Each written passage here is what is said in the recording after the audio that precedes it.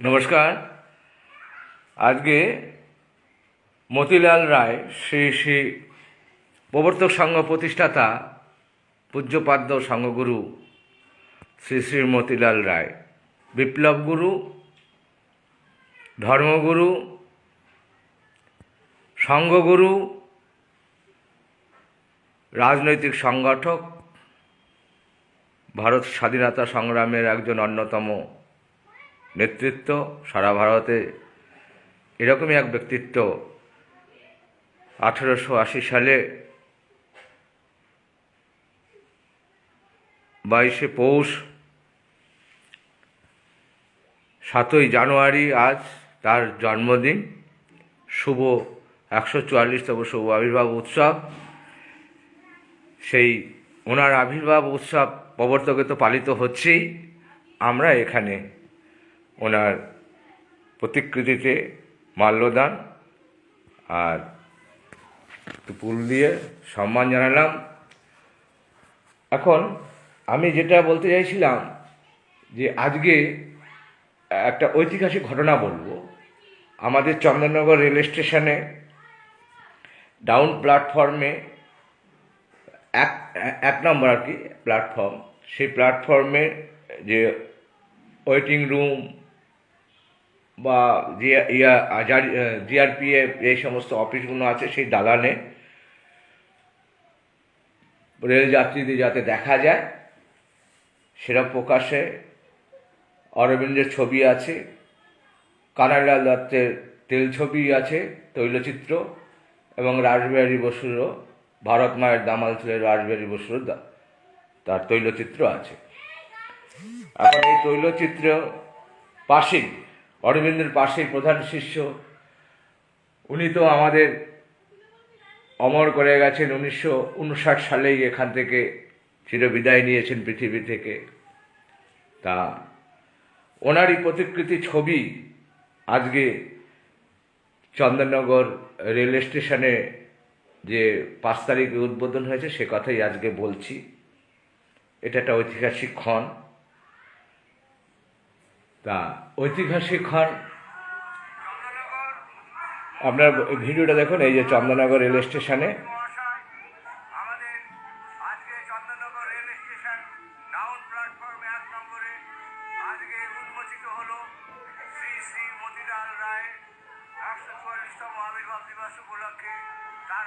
হ্যাঁ, চন্দননগরের প্রাক্তন মেয়র,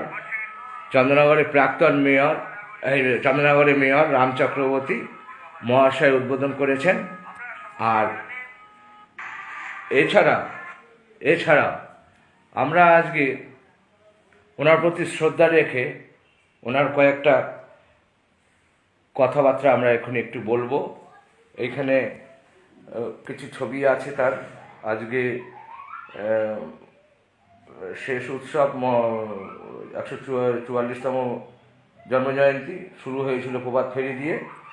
তা এখানে আপনি দেখলাম 5 তারিখেই প্রভাত ফেরি হলো, 12টার সময় আমাদের মতিলাল রায়ের হলো, প্রতিকৃতি রেল স্টেশনে টানানো হলো।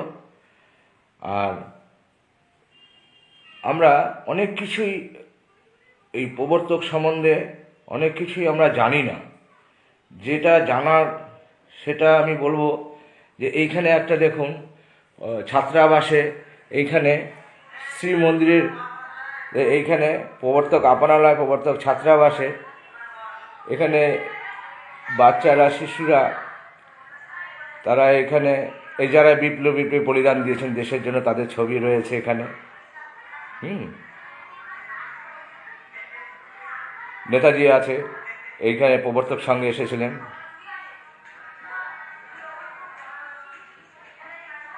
মহাত্মা গান্ধীজি এসেছিলেন। সব এক এক করে আমি বলবো।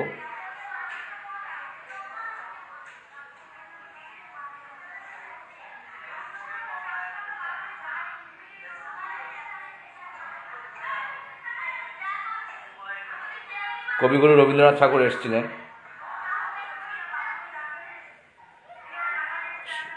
শ্যামাপ্রসাদ মুখার্জি এসেছিলেন।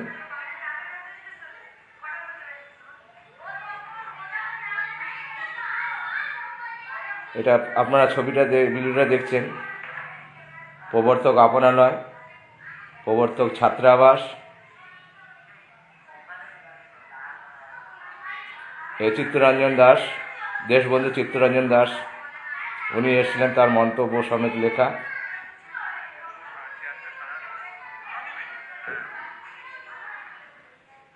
নেতাজি সুভাষচন্দ্র বোস, সর্বপল্লী ডাক্তার রাধাকৃষ্ণ, সর্বপল্লী রাধাকৃষ্ণ আসছে। এই আপনারা দেখলেন, এই এতক্ষণে আপনারা আজকে তো 5, 6, 7 আজকে শেষ, 144তম আবির্ভাব দিবস উপলক্ষে আমি যে কয়েকটা কথা আপনাদের বলবো, সেই কয়েকটা কথা আজকে খুব সংক্ষিপ্ত আকারেও বলি, তাহলেও ওনাদের যা তা আমি নমস্কার জানিয়ে আমি কয়েকটা কথা আমি বলছি, যে কথাগুলো না বললেই নয়। বিপ্লব গুরু, আমি অন্তরের অন্তঃস্থল থেকে শ্রদ্ধা জানাচ্ছি। আমি এইখানে ওনার যে কর্মকাণ্ড, সেই কর্মকাণ্ড যদি আমি সম্পূর্ণভাবে বলতে থাকি, তাহলে কয়েক যুগ লাগবে। আমি একটু সংক্ষেপে একটু বলে যাব।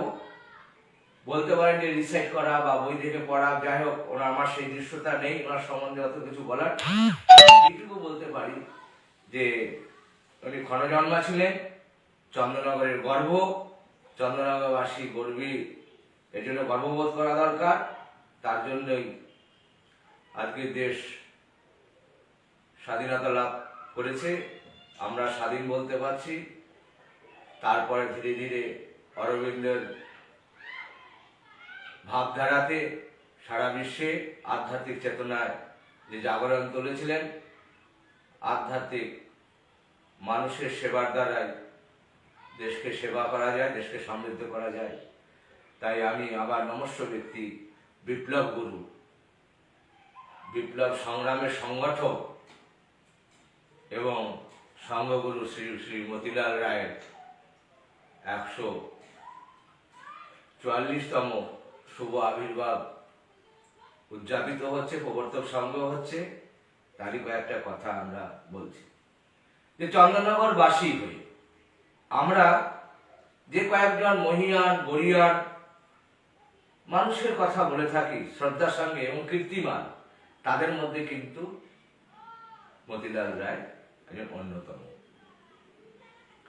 প্রবর্তক সংঘের প্রতিষ্ঠাতা, 1914 সালে প্রবর্তক সংঘ প্রতিষ্ঠিত করেছিলেন এবং প্রবর্তক প্রতিষ্ঠাতা সভাপতি প্রাণপুরুষ শ্রী মতিলাল রায় আমার সশ্রদ্ধ প্রণাম। আর তার অনেক প্রমাণ আজকে আমাদের ছেড়ে গেছে, তিনি যে কত বড় একজন দিকপাল ছিলেন। তার অনেক দিন পুণ্যতমা ভগীরথী তীরে প্রজ্জ্বল আলোক স্তম্ভের মতো যেন তিনি দাঁড়িয়ে আছেন, আজ তিনি জীবিত। মতিলাল রায় ব্যক্তিগত ইতিবৃত্ত বিরাট, সংক্ষেপে বলা যাবে না, কিন্তু এখানে কয়েকটা ঘটনা না বললেই নয়। তার প্রাথমিক পরিচয়টা আমি যদি দিই, তার পিতামহ গোলক রায় মৈনপুর জেলার উত্তরপ্রদেশ ছিলেন, চন্দ্রনগরে এসে বসবাস করতে থাকেন। এনারা চৌহান বংশীয় ছেত্রী রাজপুত্র। ওনার পিতা বিহারীলাল রায় এবং তিনি কনিষ্ঠ পুত্র ছিলেন। বড়াইচণ্ডীতলাতেই তার 7ই জানুয়ারি, হিসাব করলে 1880। মাত্র তার লেখাপড়া 6 বছর বয়সে পাঠশালায় যান, ভোলা মাস্টার পাঠশালা। তারপর কর্মস্থল থেকে সেখানেও কলকাতায় চলে যান এবং ফ্রি চার্চ ইনস্টিটিউটে ভর্তি হয়েছিলেন। প্রবেশিকা পরীক্ষার আগে তিনি অসুস্থ হয়ে পড়েন, রোগে রোগাক্রান্ত হয়ে যান এবং প্রথাগত শিক্ষা তার সমাপ্তি ঘটে।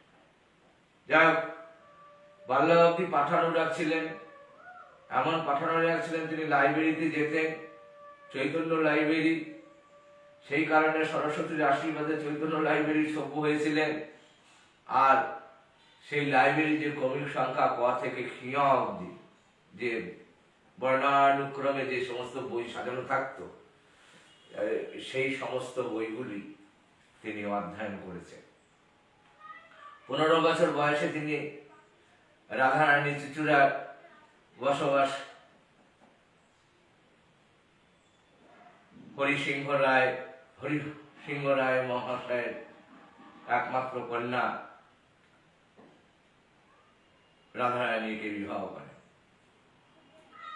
মতিলাল রায়ের জীবনে ধর্ম পিপাসার এমন ব্যাকুল ছিল, তেমনি পথের ভারতের সংগ্রামের বিপ্লবের সন্ধানের একজন দিকপাল ছিলেন।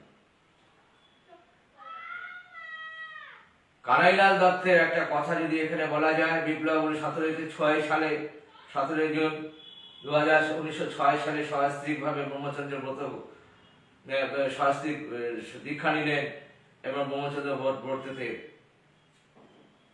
গ্রহণ করলেন। ক্রমে উঠল দরিদ্র নারায়ণের সেবার্থে সৎপথাবলম্বী সম্প্রদায়। এইভাবে নানা রকম সেবামূলক সম্প্রদায় তিনি করতে লাগলেন। এখন বিপ্লবী সংগ্রামের জন্য যে নেতৃত্ব দিয়েছিলেন, তৎকালীন চন্দ্রনগরে বিপ্লব কেন্দ্র 3 জায়গায় হয়েছিল: মধ্য চন্দ্রনগর, উত্তর চন্দ্রনগর, দক্ষিণ চন্দ্রনগর। উত্তর চন্দ্রনগর গন্দুলপাড়া, অনেকেই জানে তার ইতিহাস। মধ্য চন্দ্রনগর রাসবিহারী বোস, শেষচন্দ্র, তারপর বড়াইচণ্ডীতলা নায়ক, তো অরবিন্দ আইন শিষ্য, প্রধান শিষ্য মতিলাল রায়, সকলেই জানেন। তাদের দ্বারাই অরবিন্দের দ্বারাই সারা ভারতে যে সশস্ত্র বিপ্লব সংগ্রাম চলছিল, সেই সংগ্রামের নেতৃত্বে অগ্রগণী ভূমিকা সব ক্ষেত্রে নিভিয়েছেন। আর্থিক, দৈহিক, বুদ্ধি, কায়িক, সব দিক দিয়ে, জন বল, সব দিক দিয়ে সহযোগিতা করেছেন, নেবা নেতৃত্ব দিয়েছেন সামনে থেকে মতিলাল রায়। কানাইলাল তো অনেক সহযোগিতার সাথে সেই আন্দোলন, সেই সময় 1910 সালে ফেব্রুয়ারি মাসে অজ্ঞাতবাসে সন্ধানে শ্রী অরবিন্দ যখন চন্দ্রনগরে এলেন, মতিলাল রায় আশ্রয় দিয়েছিলেন। তৎকালীন কিন্তু অনেকেই, চারুচন্দ্র রায় থেকে নাম করার অনেক প্রশাসন, অনেক লোক, অনেক রাজনীতি ব্যক্তিত্ব ফরাসিদের পৃষ্ঠপোষকতায় এখানে ইংরেজ বিরোধী কার্যকলাপ চালানো হয়েছিল গুপ্ত সমিতির মারফত। এই সব লোক থাকা সত্ত্বেও সে সময় অরবিন্দকে কিন্তু কেউই জায়গা দেয়নি, আশ্রয় দিতে অস্বীকার করেছিলেন নানা রকম পুরুষী ঝামেলা এড়ানোর জন্য। তখন এই অরবিন্দকে আশ্রয় দিলেন মতিলাল রায়। মহাযোগ অভিষেক হল তার। আধ্যাত্ম স্পর্শে মতিলালের বিপ্লবী ও সংগঠনের গঠনতন্ত্রের প্রতিবাদ পরিস্ফুটিত হতে লাগলো। এক দেশ থেকে আর এক দেশে, দেশান্তরে তার আলো ছড়িয়ে পড়ল দুর্বার। তার এই দীর্ঘ জীবনের শেষ দিন পর্যন্ত এইরকমই ছিল। প্রথম দিকে মুক্তি সংগ্রামে বিপ্লব চেতনা, সে কানাইলাল, রাসবিহারী বসু, অগ্নিগর্ভ তরুণদের নানা রকম উৎসাহ, অনুপ্রেরণা, দেশের বহু বিশিষ্ট বিপ্লবীদের নিজের ঘরে আশ্রয়ের ব্যবস্থা করে দিতেন। তারপর এক সর্বদলীয় ত্যাগী আদর্শ নিষ্ঠা যুবকের সহযোগিতায় তিনি এই প্রবর্তক সংঘ 14 সালে স্থাপন করেন। সংঘগুরু স্বরূপে গুরু শুরু হলো তার ভারতের শাশ্বত আধ্যাত্ম শক্তির উপর প্রতিষ্ঠিত তার অসাধারণ কর্মযোগ্য। তা ধীরে ধীরে ফুটে উঠল আর সৃষ্টির শতদল শিক্ষা, সংস্কৃতি, ধর্ম ও অর্থ, অন্যান্য ক্ষেত্রে। সমাজের অন্ধতা, ইংরেজ ও ফরাসি এই দুই রাজ শক্তির প্রচন্ড সঞ্চয় ও বৃদ্ধিতা, আঘাত, নির্যাতন ও আর্থিক কৃচ্ছতা প্রভৃতি সকল বাধা অতিক্রম করে অসামান্য সংকল্পে জোরে গড়ে উঠেছিল প্রবর্তক পাঠশালা, প্রবর্তক বুনিয়াদী বিদ্যালয়, প্রবর্তক বিদ্যার্থী ভবন, বালিকাদের উচ্চ মাধ্যমিক বিদ্যালয়, সুসমৃদ্ধ প্রবর্তক গ্রন্থাগার, প্রবর্তক যোগাশ্রম, দুস্থ মহিলাদের জীবন ক্ষেত্র, প্রবর্তক মহিলা সদন প্রভৃতি শিক্ষা প্রতিষ্ঠান, অন্যদিকে মূল কেন্দ্রে অবিচ্ছিন্ন অঙ্গরূপে চন্দননগর ও কলকাতা বিভিন্ন আর্থিক প্রতিষ্ঠানও তিনি গড়ে তুলেছিলেন। ব্যাংক থেকে আরম্ভ করে জুট মিল, ফার্নিশ, প্রবর্তক ফার্নিচার্স, এছাড়া গড়ে উঠেছিল উভয়বঙ্গে। তখন বাংলাদেশ এবং পশ্চিমবঙ্গ তো দেশ অবিভক্ত ছিল দেশ। বিভিন্ন জেলায় একাধিক সংঘ প্রতিষ্ঠান এসব মতিলাল রায়ের অনুপ্রেরণায় গড়ে উঠেছিল। অসামান্য পৌরসত্বের অধিকারী ছিলেন ব্যক্তিত্ব সম্পন্ন মতিলাল রায়, ছিলেন বহুমুখী প্রতিভার আকর। তার বাগ্মী শক্তি ছিল এক কথায় অনবদ্য অতুলনীয়। গেরুয়া বাসনে ওই সুটাম দেহি মহিমা মণ্ডিত প্রাঙ্গণে অনুষ্ঠিত মেলা উপলক্ষে মহতী ভাষণ হতো। সেই সভায় দেশের অনেক বিশিষ্ট আমন্ত্রিত মনীষীদের উপস্থিতিতে ভাষণ দিতেন। তখন সকলে মন্ত্রমুগ্ধ হয়ে তার ভাষণ শুনত ভারতের সনাতন ধর্মের মাহাত্ম্য ও তার উপর ভিত্তি করে আদর্শ রাষ্ট্র গঠনের সাধনা সম্বন্ধে। তার বক্তব্য যখন শেষ করতেন তখন মনে হতো তিনি যেন তার বক্তব্যের মধ্য দিয়ে নিজের সমস্ত সত্তাটিকে একদম নিঃশেষ করে উজাড় করে দিতেন। তার ওজস্বিনী ভাষণের পর সভাস্থলে নিষ্প্রভ ও এক স্তব্ধ হয়ে যেত। তাই কর্মযোগী মতিলাল রায়ের লেখনী ও সৃষ্টি ধর্মী সদাচঞ্চল তার তত্ত্বাবধানে প্রকাশিত হয়েছে বিখ্যাত পত্র পত্রিকা। মতিলাল রায় ছিলেন একজন সুলেখক, সাহিত্যিক, বিচক্ষণ সাহিত্যিক। বহু গ্রন্থ তার হাত দিয়ে রচনা হয়েছে। তারা সম্পাদিত প্রবর্তকের একটি মাসিক পত্রিকা, যা আজও পর্যন্ত ইতিহাসের খোঁজ দেয় গবেষকদের কাছে। আজও সেটি আকুল। চন্দননগর মানুষ সেই দিক দিয়ে গর্বিত এবং গড়িয়ানো মানুষের সৃষ্টি প্রবর্তক পত্রিকা। তখনকার পত্র পত্রিকাগুলো অনেকই ছিল। কয়েকটা নাম আমি যদি বলি, মাসিক পত্রিকা ছিল পাক্ষিক নবসংঘ, ছিল স্ট্যান্ডার্ড বেয়ার, দা প্রবর্তক। তিনি গ্রন্থ আমার দেখা বিপ্লব,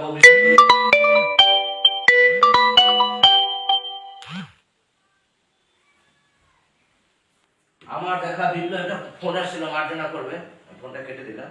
আমার দেখা বিপ্লব ও বিপ্লবী, স্বদেশ যুগের স্মৃতি, বিপ্লবী শহীদ কানাইলাল, শতবর্ষে বাংলা, জীবন সঙ্গিনী এক, পরে দুই বেরিয়েছে, শ্রীমদ ভগবদ গীতার 2টি খণ্ড, বেদান্ত দর্শন, উপাসনা মন্দিরে 4টি খণ্ড, লীলা, যুগপুরুষ অরবিন্দ, যুগাচার্য বিবেকানন্দ, শ্রী শ্রী ঠাকুর রামকৃষ্ণদের দাম্পত্য জীবন, আত্মসমর্পণ, জাতি সাধনা সংঘশক্তি, ভারতের নবজন্ম, ব্রহ্মচর্য, নারদীয় ভক্তিসূত্র, জীবনের আলো, আবার বাণী ও রচনার কিছু সংগঠন, Shakti Puja, light to super light, temple of the inspiration, my life partner, আরো চণ্ডীদাস।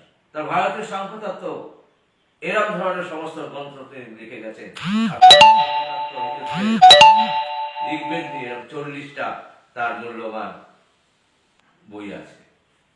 তারই প্রতিষ্ঠিত আশ্রম প্রবর্তক সঙ্গে দেশে বহু গুণী জ্ঞানী মনীষী, চিন্তানায়ক, কর্মনায়ক, জ্ঞানীজন, আধ্যাত্মিক জগতের লোক, রাজনৈতিক জগতের ব্যক্তিত্ব কেনা আসেনি প্রবর্তকে। তার এই গভীর ও গাঢ় ধর্মজ্ঞানে মুগ্ধ হয়েছেন এই প্রবর্তক সংঘ। সেই সময় একটি পত্রিকা পবিত্র তীর্থক্ষেত্রে পরিণত হয়েছিল। সেই পত্রিকাতে বলা হয়েছিল এবং আজও আছে, মতিলালের আহ্বানে প্রবর্তক সঙ্গে যাদের পদার্পণ হয়েছে তাদের আমি একটু একটু করে নাম বলবো, আর তারা এসেছেন সেই এবং কয়েকজনের মাত্র তারা কি এসে বলে গেছে সেটা বলবো। তাহলে প্রবর্তক সেই সময় অনেক রকম পত্র পত্রিকায় সেগুলো লেখা হয়েছে, লিখিত আছে, যার ফলে চন্দননগর পূর্ণ ভূমি হলো, চন্দননগর বিপ্লব তীর্থক্ষেত্র হলো।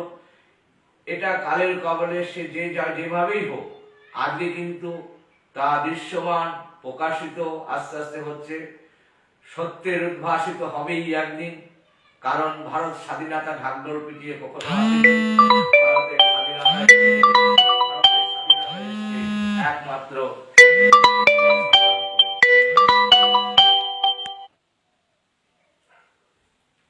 বারবার ডিস্টার্ব করছে, বারণ করা সত্ত্বেও। যাই হোক, আমি যারা এসছেন এইখানে তাদের এক এক করে নাম বলে যাচ্ছি। অমরেন্দ্রনাথ ঠাকুর 1 মার্চ 1923 সালে এসেছিলেন। শ্রীমতী কস্তুরাবা গান্ধী 31 ডিসেম্বর 1926। কাজী নজরুল ইসলাম এপ্রিল মাসে 1925। Doctor Nilratan Sarkar 1 May 1930। দেশনেত্রী Nellie Sengupta 26 May 1926। Doctor Prafulla Chandra Ghosh April 1928। Doctor Bidhan Chandra Roy 25/9/1955। দেশনেতা বিপিন চন্দ্র পাল 19 এপ্রিল 1923। ডক্টর সর্বপল্লী রাধাকৃষ্ণন উনি এসেছিলেন 5 জানুয়ারি 1967। চৌধুরী এসেছিলেন সেপ্টেম্বরে 23 1923। সরোজিনী নাইডু এসেছিলেন 26 মে 1926 সালে, 26 সালে দুজনেই এসেছিলেন। বিশ্বকবি রবীন্দ্রনাথ ঠাকুর এসেছিলেন 4 মে 1927 সাল। আর মোহনদাস করমচাঁদ মহাত্মা গান্ধীজি এসেছিলেন 5 মে 1925। আচার্য প্রফুল্লচন্দ্র রায়, ডেটটা ঠিক পাওয়া যায়নি বলে দেওয়া হয়নি। দেশবন্ধু চিত্তরঞ্জন দাস, দেশপ্রিয় যতীনমোহন সেনগুপ্ত, শ্যামাপ্রসাদ মুখার্জি। দেশপ্রিয় যতীনমোহন সেনগুপ্ত এসেছিলেন 29/4/1931।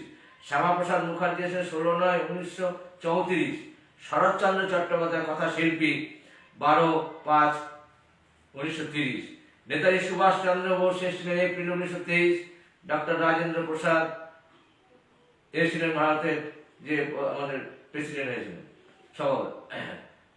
রাষ্ট্রপতি। তারপর চক্রবর্তী রাজাগোপাল আচার্য এপ্রিল 1928। সত্যেন বসু। তাহলে মতিলাল রায়ের প্রতিষ্ঠিত প্রবর্তক আশ্রমে বিখ্যাত দুটো মেলা হতো, একটা অক্ষয় তৃতীয়া মেলা, একটা কুন্তি মেলা। অক্ষয় তৃতীয়া মেলাটা কি না 1225 সাল শ্রী মন্দির প্রতিষ্ঠাতা হলো। কি করে? দীর্ঘ কয়েক শতক বাদে অবনীন্দ্রনাথ ঠাকুর মহাশয় পরিকল্পনা কি? শব্দ ব্রহ্ম মহাপ্রণাম ওম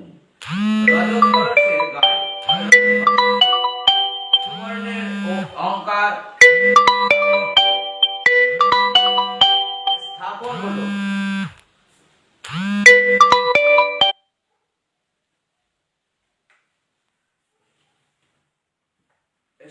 হলো। এবার মতিলাল রায় প্রতিষ্ঠিত প্রবর্তক আশ্রম বিখ্যাত সেই অক্ষয় তৃতীয়া আর কুন্তি মেলা। সেই মেলার অক্ষয় তৃতীয়া মেলাটা কেন হতো, কি করে হলো, সেটাই একটু বিস্তারিত ভাবে বলার চেষ্টা করলাম। সেই রাজাতে তাহলে গায়ে ওঙ্কার স্থাপন হলো 1923 সালে পূর্ণ অক্ষয় তৃতীয়া তিথিতে গোস্বামী ঘাটে শ্রী মন্দির। এই রজত ঘটকে নেতাজি সুভাষচন্দ্র বসু উপস্থিতিতে দেশনায়ক বিপিন চন্দ্র পাল এদের সভাপতিতে ওই মন্দিরটি জাতীয় মন্দিরে পরিণত হয় ও জাতির উদ্দেশ্যে সমর্পিত হয়। 1938 সালে 6 এপ্রিল 6 মে 1938 সালে 1938 সালে অক্ষয় তৃতীয়ার দিন জাতীয় মন্দির ঘোষিত হয়, জাতীয় মন্দির হিসেবে উপস্থাপন করা হয়। আর 6 মে 1943 সাল থেকে অক্ষয় তৃতীয়ায় ত্রিবাদ লিঙ্গ সংযুক্ত প্রণব প্রতিষ্ঠাতা করা হয়। বেদান্তের কর্মের ব্যাখ্যা অনুযায়ী অনল মানে অগ্নি বা তেজ, অপমানে জল, আর ক্ষিতি নিয়ে ত্রিবাদ কারণ। কারণ তেজের শক্তি সৃষ্টি শক্তি, আর ক্ষিতি স্থিতি শক্তি, অপর বিশ্ব লয়ের শক্তি। তাহলে ক্ষিতি অপর তেজ ধ্বংস, সৃষ্টি, স্মৃতি আর লয়, এই তিনটি শক্তিকে নিয়েই হচ্ছে প্রণব। একে কেন্দ্র করে এইটাকে কেন্দ্র করেই অক্ষয় তৃতীয়ার মেলাটা হতো।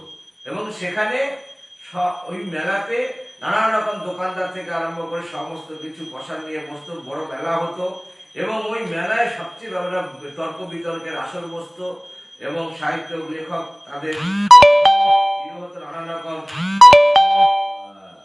হতো, ভাষণ বক্তব্য রাখার ব্যবস্থা ছিল, তর্ক বিতর্কের আসর বসানো হতো।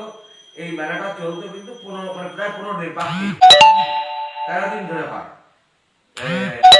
আরম্ভ হবে কথা না, 13 দিন ধরে এই সাড়ম্বর অনুষ্ঠিত হবে আর প্রবর্তক আশ্রমের উদ্যোগেই হবে। এটা মন্দির লাগোয়া উদ্যান সাংস্কৃতিক মেলা। আপনারা এটা এখনো হয়, আগে কিছুদিন ঝিমিয়ে পড়েছিল, এখন আবার নতুন করে নতুন উদ্যমে আবার নতুন করে একটু বড় করেই হয়। আর একটা মেলা হয়, সেটা কুন্তি মেলা। তাহলে বৈষ্ণব ধর্ম আশ্রিত এই প্রবর্তক সংঘ, তারই প্রতিষ্ঠিত প্রবর্তক সংঘের দ্বারা পরিচালিত হতো সেই কুন্তি মেলা। তাহলে বৈষ্ণব ধর্মে যে আশ্রিত আমাদের পৌরাণিক মহোৎসবের যে কথা বলা যায়, চন্দননগরের প্রাচীন উৎসবের মেলার মধ্যে যে একটি মেলা, সেটা প্রতি বছর অগ্রহায়ণ মাসে শুক্ল অষ্টমী থেকে রাধা বল্লভ জিউজি বার্ষিক পূজা হয়। সেই সময় আর কি জগদীশ গোস্বামী ছিলেন গৌরাঙ্গ মহাপ্রভু, ওনার পার্শ্বদ উনি একটি ওই রূপ আর পেতল মোড়া একটা খুন্তি তাকে দিয়েছিলেন। সেইটাকে আমরা উপহার দিয়েছিলেন। সেইটা প্রতি বছরই পুজো হয়। এই পূজাটা উপলক্ষ করে মেলার নাম খুন্তি মেলা। তাহলে গোস্বামী ঘাটের বিশেষ আড়ম্বরের সঙ্গে এই মেলা পালিত হতো। গোলকধাম থেকে এর ভেড়াটপের মধ্যে পৌরাণিক মূর্তি প্রদর্শিত হতো। মেলায় পুতুল নাচ, সার্কাস, নাচ, গান হতো, দোকানিরা পশা নিয়ে বসতো। এইভাবে এখনো অল্প অল্প বিস্তার হয়। যাই হোক, আমরা তাই আবার সেই মতিলাল রায়ের ফিরে আসি যে বিপ্লববাদ যেমন মতিলালের জীবনের একটা অধ্যায়, ঠিক তেমনই পরবর্তী তিনি আধ্যাত্মিকবাদে জীবনের ব্রত বলে গ্রহণ করেছিলেন। এই বিপদসংকুল রাজনীতি থেকে সম্পূর্ণ স্বতন্ত্র, কারাবাস, মৃত্যুর চেয়ে অধিক যন্ত্রণা, আত্মীয় স্বজনের বিয়োগ, বিচ্ছেদ, ফাঁসি বা দীপান্তর, এসব জানা সত্ত্বেও কিন্তু তিনি এই সংগ্রাম সম্প্রদায় স্বার্থেও মতিলাল সশস্ত্র বিপ্লবে যোগ দিয়েছিলেন। তাহলে এনার মতন লোক চন্দননগরের গর্ব, এদের জন্য ভারত স্বাধীনতা, আজকে আমরা স্বাধীনভাবে চলাফেরা করছি। 1904 সালে জানুয়ারিতে মতিলাল রায় শপথ অবলম্বনী সম্প্রদায় উঠেছিল। সেই সংগঠনের কাজ হলো প্রতি রবিবার নগরবাসীদের দাঁড়ে দাঁড়ে ঘুরে ঘুরে ভিক্ষা সংগ্রহ করা এবং তা দিয়ে দুস্থ ব্যক্তিদের সাহায্য করা, মৃতদেহ সৎকার করা, এই সমস্ত সেই সমিতির কাজ ছিল। আর শপথ নিতে হতো ঈশ্বরানুভূতি লাভের জন্য নিজেদের মধ্যে প্রেম ও ঐক্য জীবনের ব্রত বলে মনে করব এবং কোনো অজুহাতে পরস্পর থেকে কোনোদিন বিচ্ছিন্ন হবে না। এটাই হচ্ছে সংগঠন। এইরকমই সংগঠন উনি করতে চেয়েছিলেন। আজ খানিকটা আছে বা নেই।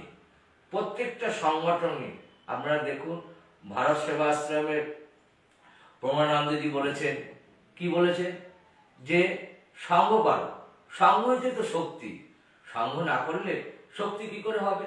এই একই জিনিসই আবার হরিচাঁদ গুরুচাঁদ মতুয়া সম্প্রদায়ের গুরু বললেন যে তোমরা যে দলের,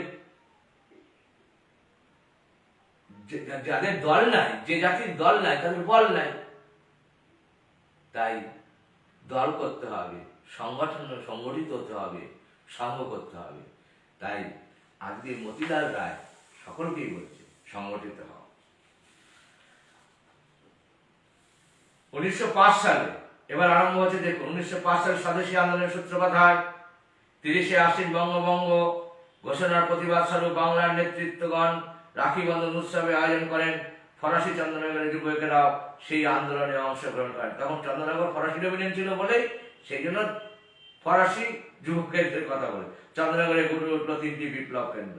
বড়াইচন্দ্রী তলার কেন্দ্রটির নাম হলো, কেন্দ্রটির নায়ক হলো মতিলাল রায়, কানাইলাল দত্ত, হরিন্দ্র নায়ক, সাগরকলি ঘোষ, শ্রীচন্দ্র ঘোষ প্রভৃতি।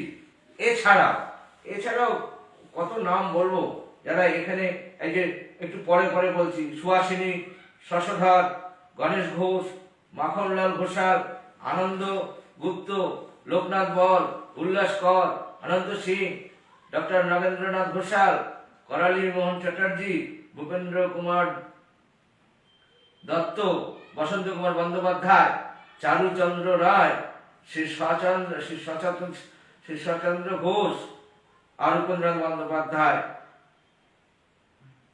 মনীন্দ্রনাথ নায়েক, দুর্গাদাস শেঠ, হরিহর শেঠ, কালীচরণ ঘোষ, এরকম অনেকে। তাই তো ওরা ওদের ভাষায় বলেছে, ওরা আকাশে জাগাত ঝড়, ওদের কাহিনী বিদেশির খুনে, গুলি বন্দুক বোমা আগুনে আজ রোমাঞ্চকর। বিদ্রোহী কবি সুকান্ত ভট্টাচার্যের সামনে বলে গেছে।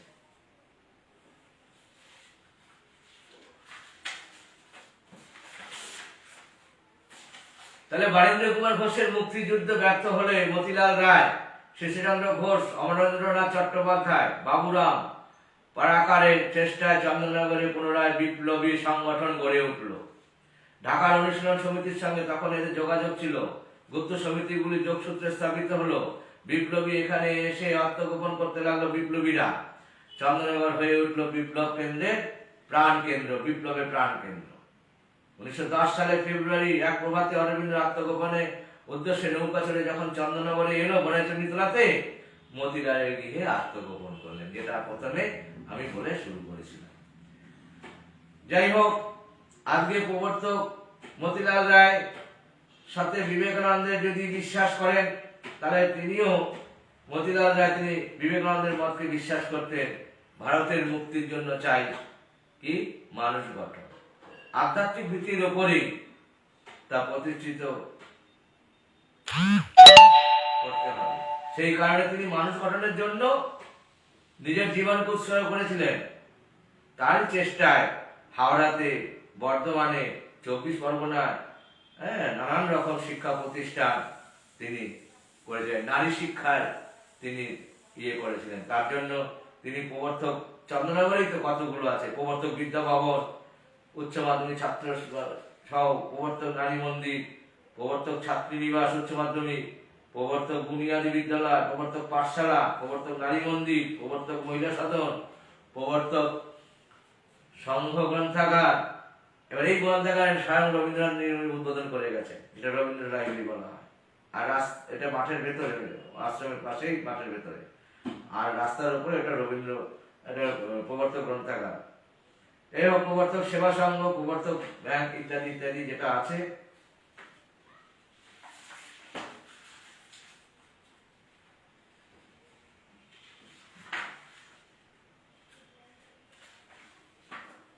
আমি আস্তে আস্তে সংক্ষেপ করছি। তাহলে এই বিশাল মেহরুর তার বহু ধর্ম, সংস্কৃতি, দর্শন, জীবন, জাতীয়মূলক কবিতা, নাটক, প্রবন্ধ নাটক, সমাজের সমৃদ্ধ, এছাড়া তার সম্পাদনায় অনুপ্রেরণা কয়েকটি বাংলা ইংরেজি পত্র পত্রিকা আছে, ওগুলো নানান রকম আছে। আমি যেটা বলবো এখানে সেটা হচ্ছে যে ধর্মগুরু মতিলাল রায় ধর্মগুরু ছিলেন, বিপ্লবী সংগ্রামের সংগঠক ছিলেন, শিক্ষা, সাহিত্য, সাধনা, জীবনের নানা ক্ষেত্রে পারদর্শী ছিলেন। আর এইরকমই সধর্মনিষ্ঠ ত্যাগী ব্রতী সহযোগীদের নিয়ে তিনি এখন চলছেন। আমরা তাকেই অনুসরণ করব। যদিও এই মহিরুল মূলোৎপাত হওয়াতে ওসর অনুর্বর হয়ে রয়েছে, বিপ্লব গুরু সংঘগুরু মতিলাল রায় প্রতিষ্ঠিত আজ আসুন সকলে মিলে আমরা আবার প্রবর্তক সংঘকে তার কর্মকাণ্ড, তার বৈপ্লবিক চেতনা, আধ্যাত্মিক বা মানুষকে সেবা, দুস্থ মানুষের সব কিছু সেবার মাধ্যমেই দেশকে সমৃদ্ধ করি, দেশকে সেই করি। আমি আবার বলব, মতিলাল রায় যে প্রবর্তক সঙ্গে যে আমাদের প্রতিষ্ঠান দিয়ে গেছে, সেই প্রতিষ্ঠানকে আরো জাগানো এবং মানুষের কাজে আসা, সেবায় আসা, দশের কাজে আসা। যেরকম বিপ্লবীদের তিনি কানাইলাল দত্তের ফাঁসি হওয়ার পর তার যে ডেড বডি, সেই ডেড বডি তো তিনি আনতে গেছিলেন তার দাদা আশুতোষ দত্তকে নিয়ে। যাই হোক, এরকম চন্দননগরে আমরা গর্ব, এই ঋত গৌরবকে আমরা চেষ্টা করব বজায় রাখার জন্য। আমরা সামান্য একটু প্রয়াস করলাম, তাকে স্মৃতিচারণ করলাম। আমার একান্ত অনুরোধ, চন্দননগরবাসী হিসেবে আমি গর্বিত, চন্দননগরবাসী হিসেবে আমি বিপ্লব তীর্থ, যেখান থেকে বিপ্লব শুরু, যেখান থেকে আধ্যাত্মিক শুরু, সেখানে আমরা যাওয়া আসা করি, যাই, নিজেকে ধন্য বলে মনে করি। আর এলাকা অঞ্চলে চন্দননগরের প্রত্যেকেই বলবো, আপনারা সত্যিই ধন্য, কারণ আপনারাই দেশকে স্বাধীনতার পথ দেখিয়েছে, বিপ্লবের পথ দেখিয়েছে।